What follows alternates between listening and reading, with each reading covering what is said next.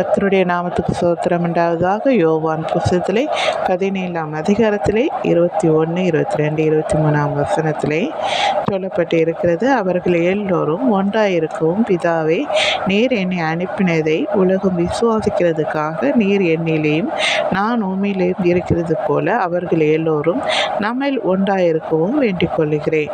நாம் ஒன்றாயிருக்கிறது போல அவர்களும் ஒன்றாயிருக்கும்படி நீர் எனக்கு தந்த மகிமையை நான் அவர்களுக்கு கொடுத்தேன்.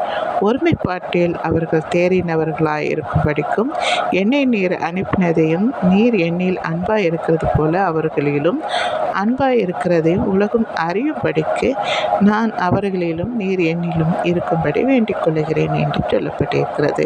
கிறிஸ்தவர்களாகிய எல்லாருக்கும் சொல்லுகிறேன், சபையிலே இரு பிரிவாய் காணப்படுகிறது. மிகவும் வேதனையாக இருக்கிறது. அப்படி இருக்கக்கூடாது. ஒருவருக்கொருவர் அன்பாகவும் ஒருவருக்கொருவர் விட்டு கொடுத்து ஒருவருக்கொருவர் கனம் பண்ணுகிறதிலே முந்திக் கொள்ள வேண்டும். தேவன் நம்மை அதற்கு தான் அழைத்தார். தெரியுங்களா?